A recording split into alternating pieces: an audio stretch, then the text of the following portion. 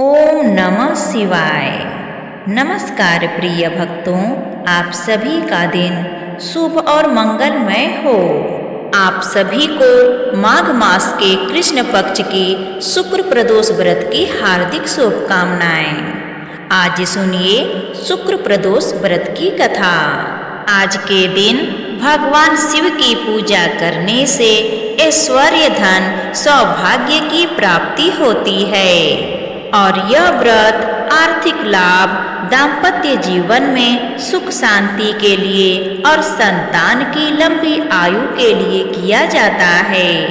यह प्रदोष व्रत अर्थात त्रयोदशी का व्रत मनुष्य को सुखी और संतोषी बनाता है। जो भी भक्त आज के दिन प्रदोष का व्रत करते हैं और इस कथा को सुनते हैं, उनके घर परिवार में सदा सुख शांति बनी रहती है और उन सभी की मनोकामनाएं भगवान भोलेनाथ पूर्ण करते हैं। भगवान शिव के साथ साथ माता पार्वती का भी आशीर्वाद उन्हें प्राप्त होता है। तो चलिए इस कथा को प्रसन्नचित मन से हम सुनते हैं। प्रेम से बोलिए शंकर भगवान की जय, माता पार्वती की जय। पौराणिक कथा के अनुसार अंबापुर गांव में एक विधवा ब्राह्मण महिला रहती थी। वह भीख मांगकर किसी तरह से अपना गुजारा करती थी। एक बार उसे 2 छोटे बच्चे मिले जो अपने परिवार से बिछड़ गए थे और रो रहे थे। बच्चे इतने छोटे थे कि वे अपने परिवार वालों के बारे में बता भी नहीं पा रहे थे।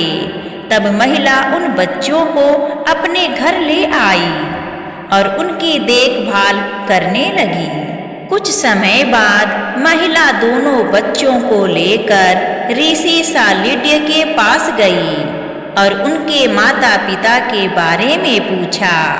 तब ऋषि ने कहा कि ये बच्चे तो विदर्भ नरेश के राजकुमार हैं, जिनका राज्य गंधर्व नरेश ने छीन लिया है। महिला को यह जानकर बहुत दुख हुआ। उसने ऋषि से कहा कि मुझे कुछ ऐसा उपाय बताइए जिससे कि इन बच्चों को पिता और उनका राजपाट दोनों मिल जाए। तब ऋषि ने उसे प्रदोष व्रत करने को कहा। महिला और दोनों बच्चों ने प्रदोष व्रत किया। कुछ समय बाद बड़े राजकुमार का विवाह अंशुमति से हुआ।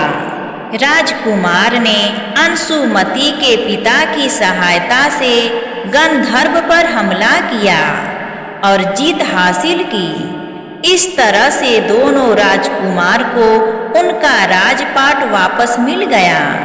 दोनों राजकुमार और गरीब ब्राह्मणी के दिन बदल गए और वे सुखी जीवन जीने लगे। प्राचीन समय की बात है। एक नगर में 3 मित्र निवास करते थे।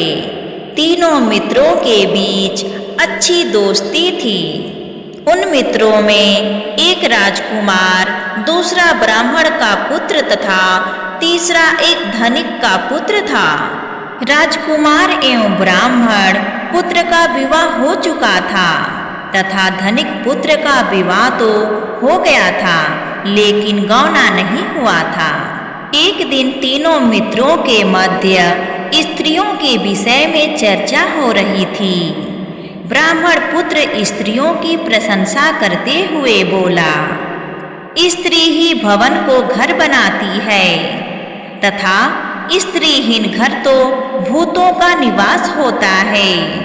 धनिक पुत्र को ब्राह्मण पुत्र के वचन उचित लगे तथा उसने तत्काल ही अपनी पत्नी को विदा कराकर लाने का निश्चय किया।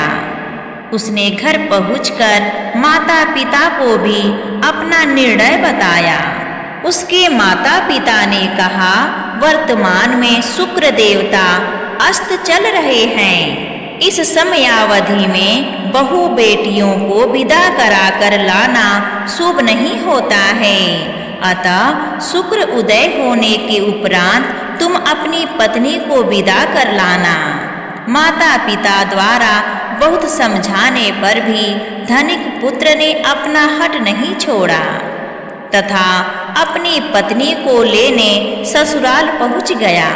ससुराल में उसके सास ससुर ने भी शुक्रोदय होने के पश्चात पुत्री की विदाई करने का निवेदन किया, किंतु उसने किसी की भी बात नहीं मानी और अपने निर्णय पर अडिग रहा।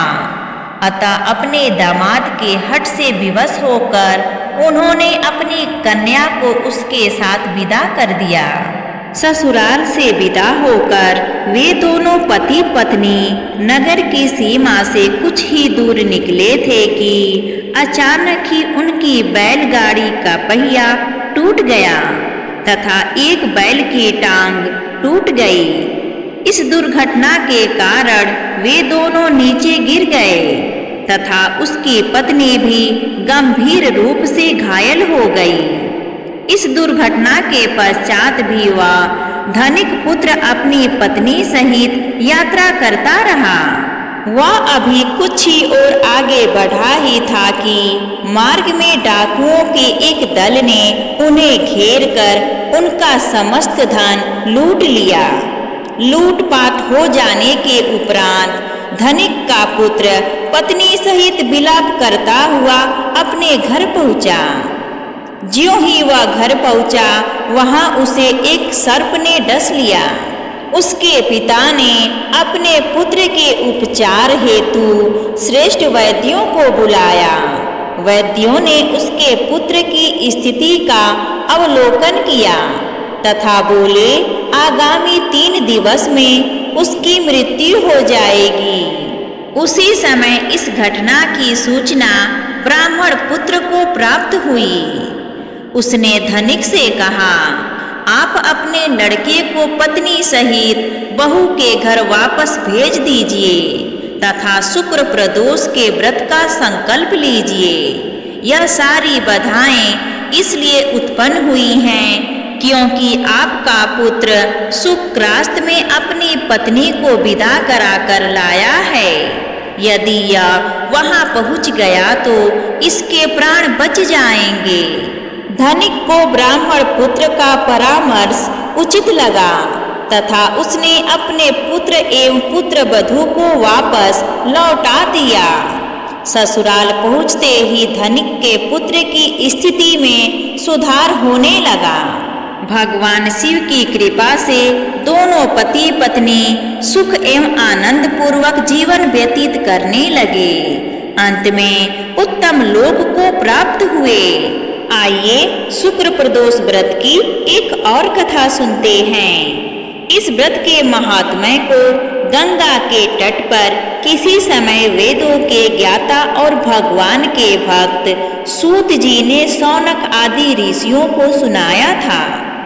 सूत जी ने कहा कि कलयुग में जब मनुष्य धर्म के आचरण से हटकर अधर्म की राह पर जा रहा होगा, हर तरफ अन्याय और अनाचार का बोलबाला होगा, मानव अपने कर्तव्य से विमुख होकर नीच कर्म में संलग्न होगा, उस समय प्रदोष व्रत ऐसा व्रत होगा जो मानव को शिव की कृपा का पात्र बनाएगा और नीच गति से मुक्त होकर मनुष्य उत्तम लोक को प्राप्त होगा। सूत जी ने शौनक आदि ऋषियों को यह भी कहा कि प्रदोष व्रत से पुण्य से कलयुग में मनुष्य के सभी प्रकार के कष्ट और पाप नष्ट हो जाएंगे। यह व्रत अति कल्याणकारी है। इस व्रत के प्रभाव से मनुष्य को अभीष्ट की प्राप्ति होगी। इस व्रत में अलग अलग दिन के प्रदोष व्रत से क्या लाभ मिलता है, यह भी सूत जी ने बताया। सूत जी ने शौनक आदि ऋषियों को बताया कि इस व्रत के महात्म्य को सर्वप्रथम भगवान शंकर ने माता सती को सुनाया था। मुझे यही कथा महात्म्य महर्षि वेद व्यास जी ने सुनाया और यह उत्तम व्रत महात्म्य मैंने आपको सुनाया है। प्रदोष व्रत विधान सूत जी ने कहा है। प्रत्येक पक्ष की त्रयोदशी के व्रत को प्रदोष व्रत कहते हैं। सूर्यास्त के पश्चात रात्रि के आने से पूर्व सायकाल का समय प्रदोष काल कहलाता है।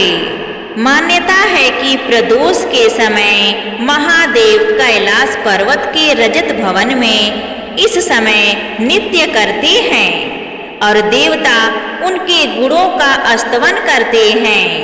इस व्रत में महादेव भोले शंकर की पूजा की जाती है।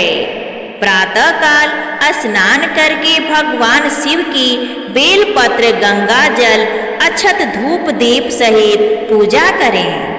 संध्या काल में पुनः स्नान करके इसी प्रकार से शिव जी की पूजा करनी चाहिए।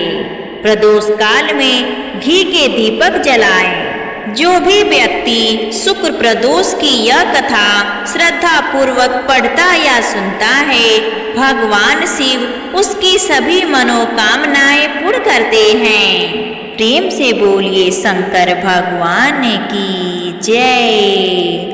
प्रिय भक्तों, अगर आपको यह कथा अच्छी लगी हो तो कमेंट करके हमें जरूर बताइए और हमारे चैनल आरवी नई कहानियाँ को सब्सक्राइब करना ना भूलें, क्योंकि ऐसे ही हर रोज भक्ति कहानी सुनने को मिलेगा। धन्यवाद।